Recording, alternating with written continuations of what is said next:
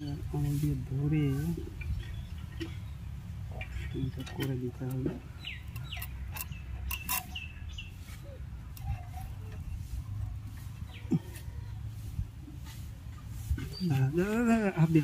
হয়ে গেছে, যাই হোক চলবে। এর পরবর্তীতে খুললে পারে ওটা বাদ দিয়ে দিতে হবে, উপায় নেই। ঠিক আছে, যাবো না না এখন এখন তোমার লাগবে না, এখন আমি করে দিচ্ছি, এটা এইভাবেই চলবে। ঠিক আছে, এর মতো লেভেলে ও ঠিক পজিশন নিয়ে বসে যাবে। দেখো এইবার আর একটা কাজ আছে, এখানে ধরেন পুশ পাইপটা একরকম, এখানে একরকম সেটিং হয়ে রয়েছে। এইবার কি হচ্ছে, এখান থেকে ট্যাপিট দুটোকে আমার ভিতরে ঠেলে দিতে হবে। তাহলে ওই যে ট্যাপিট দেখা যাচ্ছে, দেখতে পাচ্ছেন না,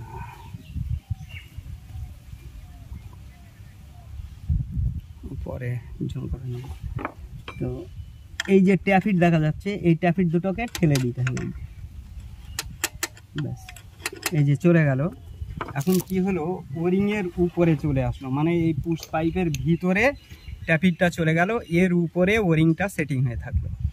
তাহলে কি হলো, ভবিষ্যতে যখনই আমি টাইট দেবো, এটা ভিতরে আর যেতে পারবে না, এটা সঠিকভাবে চেপে বসে থাকবে। তো এইবার চলুন এবার টাইট দিয়ে দিই।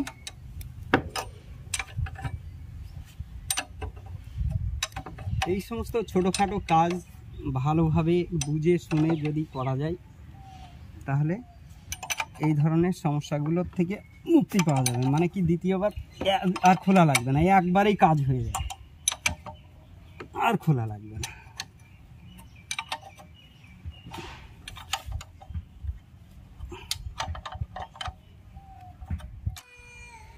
তো আস্তে আস্তে আমরা সব কাজ করে ফেলেছি, এ পুশ রডও দিয়ে দিলাম।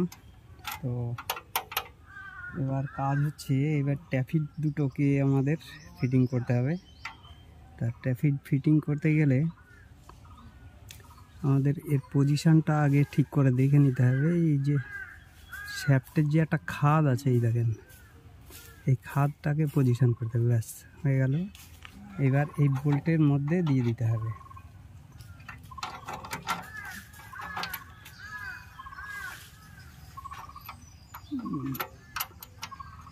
ব্যাস চলে গেছে।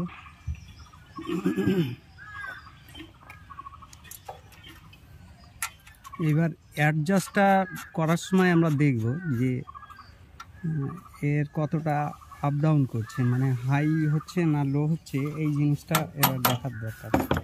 মানে যেহেতু নতুন হেড, তো এর থিকনেস সঠিকভাবে পাওয়া যাবে না। তো এবার এখানে টাইট দিলে তবেই বোঝা যাবে যে আমাদের লুজ করতে হবে নাকি টাইট দিতে হবে, সেটা এইবার বোঝা যাবে। এবার এইখানটায় বোঝা যাবে যে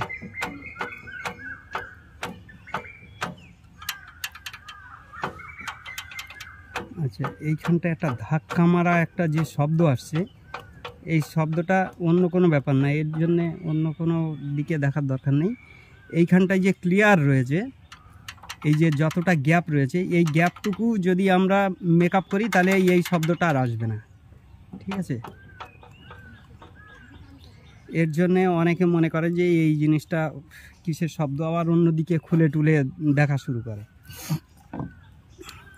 তা যেহেতু পিস্টন এখন টপে রয়েছে, একদম টপে, তো আমরা সেই সময় পিস্টন কেটে ওই যে টপটা, ভ্যালভের গ্রুপটা যে কাটা হলো, এই গ্রুপটা যে কাটা হলো, এবার দেখবো যে কতটা ক্লিয়ার হচ্ছে, মানে ভ্যালভে এই পিস্টনের সঙ্গে টাচ হচ্ছে নাকি। যেহেতু এখন টপে আছে, এই দেখেন কতটা ক্লিয়ার হচ্ছে।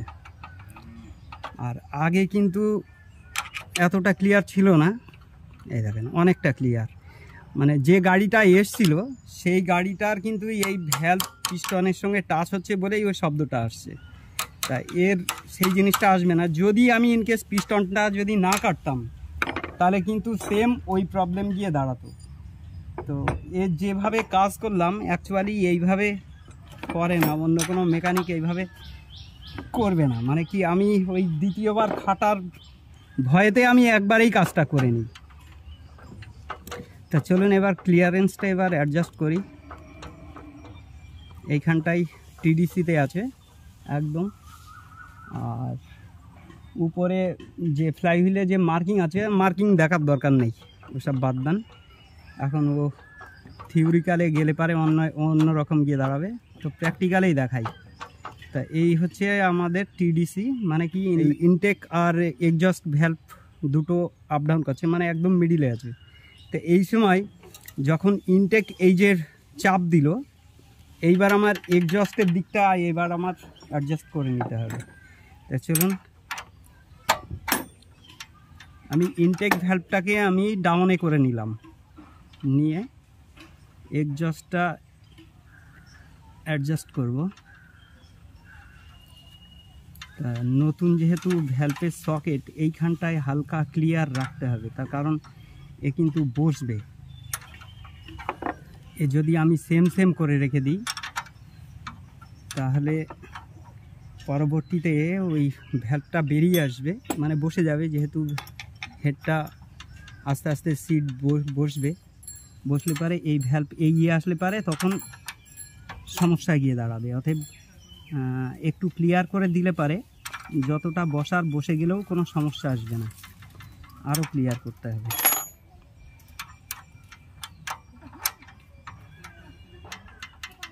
হ্যাঁ, এই যে ক্লিয়ারটা হচ্ছে, এটা সঠিক আছে, এই যে টাইট দিতে হবে, ব্যাস এইটুকু মেকআপ হবে চলতে। তবে এর থেকে যদি আবার বেশি করা হয় তাহলে সমস্যা হয়ে যাবে।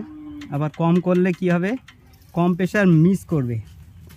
আচ্ছা, এবার এক্সজস্ট যখন বসছে, এই যে ইনটেক উঠে আসলো আর এক্সজস্ট নিচের দিকে যাচ্ছে, এই যে যখন চেপে গেল তখন আমরা এটার অ্যাডজাস্টটা করব।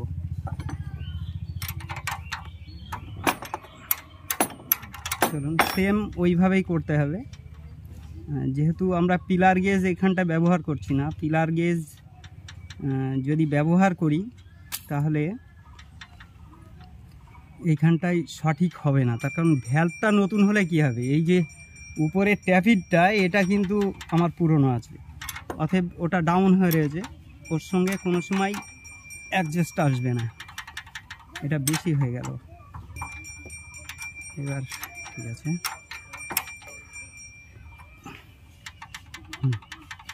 এবার ঠিক আছে। তো এই দেখেন সেই সাউন্ডটা নেই, এই দেখেন সেই সাউন্ডটা চলে গেছে।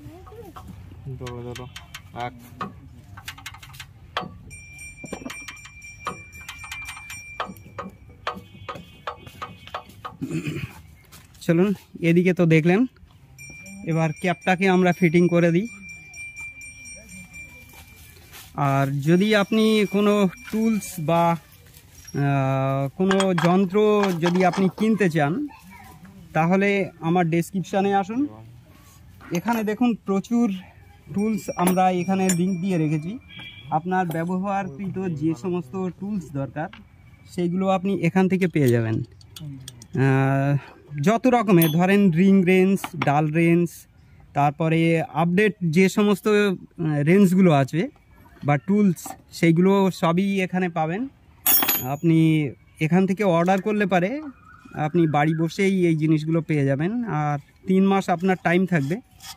3 মাসের মধ্যে আপনার যদি কোনো প্রবলেম হয়, মনে করেন যে রিপ্লেস করবেন, তাহলে আপনি রিটার্ন করতে পারবেন।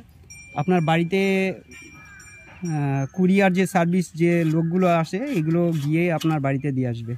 তা চলুন এইগুলো আমরা ফিটিং করে দিই, এরপরে আমরা স্টার্ট দেব।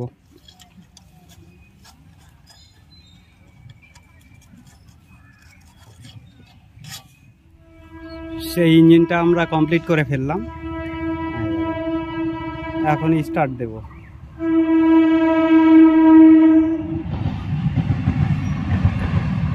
ট্রেনটা যাচ্ছে, চলো এবার আমরা স্টার্ট দিই। কমপ্লিট করে ফেলেছি।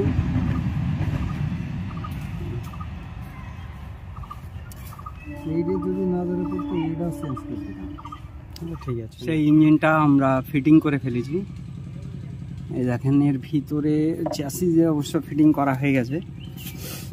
তো এখন ইঞ্জিন স্টার্ট দেবো অবশ্য, তার আগে তেলের হাওয়া ছাড়তে হবে, ওদিকে কমপ্লিট করা আছে, এখন ঘোরাতে হবে। দেখি নাও দাদা, ঘোরাও তো, হ্যান্ডেল নাও, চাবি।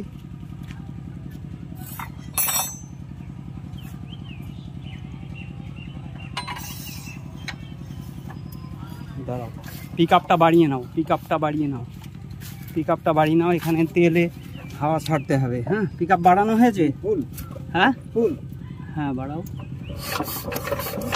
এখানে তেলে হাওয়া আসলে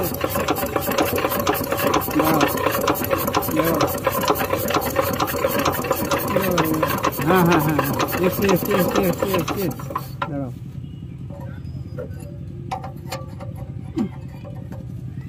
বাবা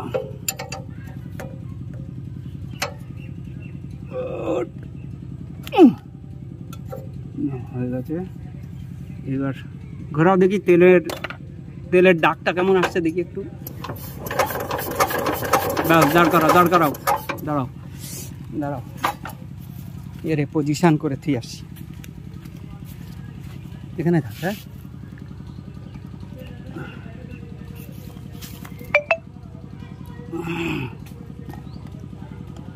দাঁড়াও,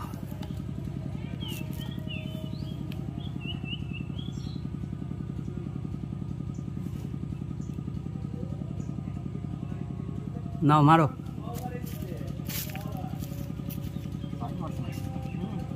পড়বে, অসুবিধা নেই।